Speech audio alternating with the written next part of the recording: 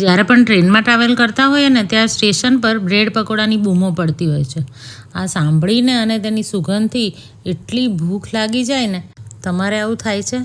હવે વરસાદની મોસમ ચાલી રહી છે તો એવા જ ચટપટા બ્રેડ પકોડા બનાવ્યા છે. તો ચાલો રેસીપી જોઈએ. એક કઢાઈમાં વઘાર માટે થોડું તેલ ગરમ કર્યું છે. તેની અંદર હિંગ, વાટેલા આદુ મરચાં, હળદર, લાલ મરચું, ગરમ મસાલો અને આમચૂર પાવડર નાખ્યો છે. લીલા મરચાં એકદમ તીખા હોય એ લીધા છે. તમે તમારા સ્વાદ પ્રમાણે લઈ શકો. મસાલો તેલમાં એકવાર સારી રીતે મિક્સ કરી લો. પછી બાફી, છોલી અને મેશ કરેલા બટાકા ઉમેરી દેવાના છે. પછી સ્વાદ પ્રમાણે મીઠું અને થોડા કોથમીરના પાન નાખવાના છે. બટાકાને મસાલામાં સારી રીતે મિક્સ કરી લો તો તૈયાર છે બ્રેડ પકોડા માટેનું સ્ટફિંગ. હવે આ ઠંડુ પડે ત્યાં સુધી આપણે બેટર બનાવી લઈએ.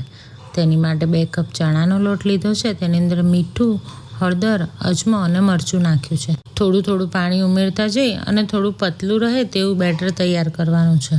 કોના ફેવરેટ છે બ્રેડ પકોડા એ કોમેન્ટ જરૂર કરજો. હવે બ્રેડની 2 સ્લાઇસ લીધી છે. એક સ્લાઇસ પર લીલી ચટણી લગાવવાની છે અને બીજી સ્લાઇસ પર બટાકાનું જે સ્ટફિંગ તૈયાર કર્યું છે તે લગાવવાનું છે. તમારે લીલી ચટણી ના લગાવી હોય તો પણ ચાલે. હવે સ્ટફિંગવાળી સ્લાઇસ પર ચટણીવાળી સ્લાઇસને ઊંધી મૂકી દો. હલકા હાથે દબાવી અને વચ્ચેથી એક કટ લગાવી લો. મારે બ્રેડની સ્લાઇસ થોડી મોટી છે એટલે મેં 4 ટુકડા કર્યા છે. પણ નાની બ્રેડ હોય તો આ રીતે 2 ટુકડામાં પણ તમે બ્રેડ પકોડા બનાવી શકો. મારી પાસે થોડા મોટા મરચાં હતા તો એ પણ આ સ્ટફિંગથી ભરી લીધા છે. તેના પણ ભજીયા બનાવીશું.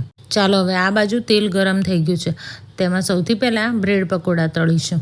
બ્રેડની સ્લાઇસને બેટરમાં સારી રીતે કોટ કરી અને તેલમાં મૂકવાની છે. ગેસની ફ્લેમ મીડિયમ ટુ હાઈ રાખવાની છે.